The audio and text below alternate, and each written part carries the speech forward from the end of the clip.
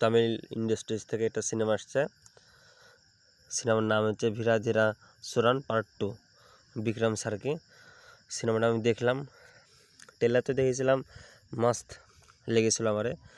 পরে গেছিলাম দেখতে সিনেমাটা কেমন হবে।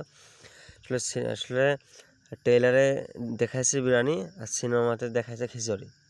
মানে এমনভাবে ওরা সিনেমা ট্রেলার কাট করছে যে হেভি অ্যাকশন আছে ভিতরে, যে সিনেমা যা দেখেছে না। একটা সিনেমার 10 থেকে 15 মিনিট দেখলে সিনেমা দেখার জন্য একটা আকৃষ্ট করে। সিনেমাটা প্রায় 20 থেকে 22 মিনিট হয়ে গেছে, বিক্রম তো কোনো দেখায় নাই। সিনেমা যে কী দেখতেছি না কি, কোথায় কী আছে না আছে কোনো ঠিকঠাক নাই।